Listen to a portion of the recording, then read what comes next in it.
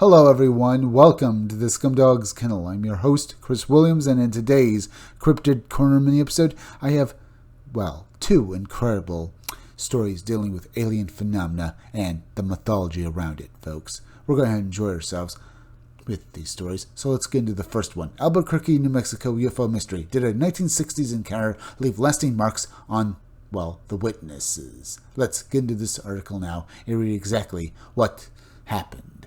In the early 1960s, a young girl in Albuquerque claimed to have witnessed a UFO that not only dropped molten metal but also left her paralyzed under its hovering presence. Decades later, her story, tied to the era of Paul Villa's famous UFO photographs, still raises chilling questions about military cover-ups, strange after-effects, and why her family's experience was silenced.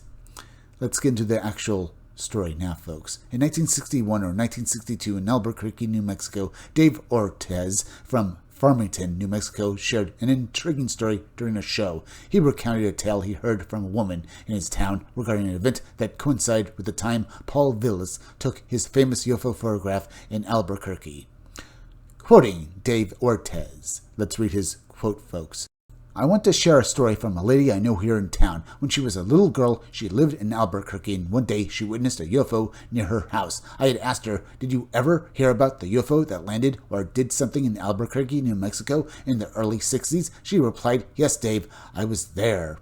The story goes that she saw a UFO in a nearby field which dropped what looked like molten metal. A crowd consisting of neighborhood residents soon gathered around it. Almost immediately, Air Force personnel arrived and instructed everyone to step back, cordoning off the area with tape. There were two neighborhoods on either side of the field. After being told to return home, she saw the UFO hover directly over her yard as she was walking back. She described it as a metallic disc that seemed to paralyze her. She couldn't move. Her sister urged her to come inside, but she was unable to act until they grabbed her and pulled her inside the house. She recalled experiencing an electrical prickly sensation all over her body, which understandably terrified her. Years later, when she discussed the incident with neighbors across the field, no one wanted to talk about it. The topic felt taboo. Over time, she had 3 children in the early 70s, all born prematurely around the 7th month, but they turned out to be extremely healthy and very intelligent. He concluded that the sighting occurred either in 1961 or 1962. Source, Coast to Coast AM, September 3rd, 2014. Do you think that this actually happened, folks? And what was with this woman's children? All of them were born prematurely, but they were apparently healthy and, very strong. Why is that? Did this event somehow affect the residents of this town? And why did they feel like it was taboo? This is something we've seen before, folks, where people encounter something that is so mind-blowing that they want nothing to do with it later on, almost as if it were holy. Here, folks, we almost see something very strange as well. That the residents were truly terrified, and it almost comes off even years later that they felt maybe compelled to do so. I have to ask, folks, did maybe the government or maybe whatever happened here leave some imprint on these people's minds that they should not talk about this? I'm just wondering, folks, because it feels rather strange that even more than 10 years later, these people refused to talk about it. Was it really that frightening, what happened to these people, folks? That makes me think that maybe there was more going on here, something that maybe affected these people mentally, not just physically, folks.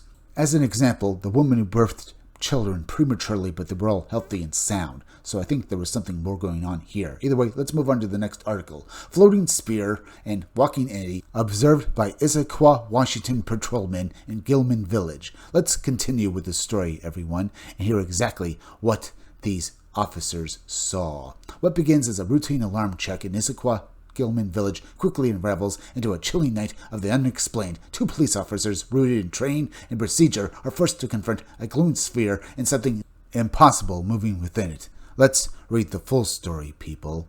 This story begins on a cool summer night in the city of Issaquah, Washington in 1989. I was a patrol sergeant on the night shift, overseeing a squad of 4 officers. The night had been uneventful until approximately 3 a.m. when Officer John and I responded to an alarm at a business located in an exclusive shopping area known as Gilman Village. This area consists of older homes and buildings that were relocated near Issaquah Creek, all connected by a wooden walkway. Gilman Village is a popular shopping destination for both tourists and locals. As a police officer, I enjoyed walking through the complex during my night shifts for both exercise and the opportunity to window shop at the many interesting stores. Receiving alarms at various businesses throughout Gilman was common, and most of the time they were uneventful. However, on this particular night, there was nothing ordinary about it. John and I arrived at the alarmed businesses, which was then called the Levy Coat Factory. We conducted an outer perimeter check of the building and found it secure. Dispatch made phone contact with the owner, who declined to respond and allowed us to check the interior of the building. After that, John and I returned to the parking lot on the northwest side of the complex, where we had parked our patrol units. We stood outside conversing in the dimly lit parking lot about 60 to 70 feet away from the buildings. The buildings were to my left and to John's right. So far, folks, it feels like all that's really bizarre about this is that they went there to look for a burglar, but they found nothing so far. It almost feels like basically an inversion of what we normally hear about these stories, folks, where everything is completely normal and everything goes bizarre. Here, they were looking for something, but didn't expect what they were actually about to find. So let's continue.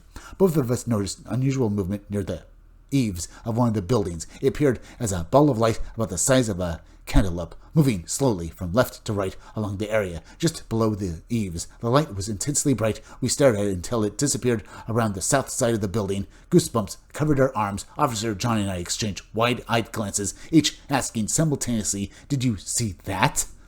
What we had seen was strange enough, but it was nothing compared to what we were about to witness. While we stood and discussed the earlier event, our attention was drawn once again to the northwest corner of the same building, but this time it was the lower corner. A perfect ball of intense light, approximately 1 foot off the ground, floated around the corner. The sphere was about 4 feet in diameter, and once again it was perfect. What left me speechless was what I saw within the sphere. A creature walking upright, its arms swung back and forth, and its hands were turned with the fingers pointed toward the rear. As the sphere moved along the side of the building, it went behind some bushes that grew between the sphere and our location in the parking lot. The light was visible through the gaps in the bushes, clearly revealing that it was not being projected from any source. So far, folks, that's terrifying. These guys had no idea what they were looking at. Now, what was this? Some sort of ghost? Concerning what we've read before about sphere beings before in UFO lore, it could be either.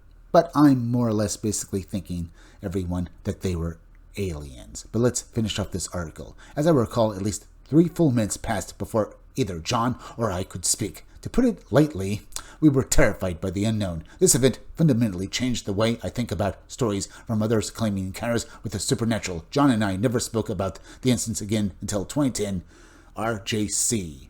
Okay, what did RJC and his friend John see? I have no idea. We've heard about sphere beings before, folks, and usually, as I said earlier, they have something more to do with aliens than anything else. Could it be that this was some sort of ghost, folks? Now, it's been said before, folks, that spheres and spirits are related, but this time we have basically some sort of humanoid being basically inside a sphere, basically being seen. You know, orbs and basically ghosts is what I'm talking about here, folks, if I wasn't clear before. Usually, orbs and spirits, they seem to go together, at least a lot of the time. But here, folks, we have something distinctly not. We have some weird being taking a walk inside of a sphere as it was going around this building that these 2 police officers were there to investigate, and perhaps any perp who was trying to break into this business and rob it. But no, they encountered something that even I have to say is truly bizarre. What was this entity? What was this sphere it was basically in, and what was this other sphere that basically was also seen? Were they some sort of alien vehicles, maybe some sort of bioships, or maybe some sort of projections? For all we know, folks, we're talking about basically some sort of clandestine operation by the government, maybe testing some sort of experimental hologram technology, because maybe that would explain exactly what we were seeing here, folks. Maybe these officers were picked for that. Or, like in the first story, folks, with this other alien encounter, we just don't truly know what is going on, and there are things we just may never know. That's the kind of feeling you get with these stories sometimes, folks. Either way, we're at the end, so please go subscribe to my YouTube channel. Read comics, they're bad for you. You can use the YouTube link down below in the descriptions of the chat to go subscribe to me. Hit that like button for me. Make sure you're still subscribed. Leave some comments down below. Hit that bell for notifications. Make sure to hit the part of the bell. That'll give you all future notifications, and please share this video out. I'm Chris Williams from the Scumdogs Kennel. Thank you all for joining me.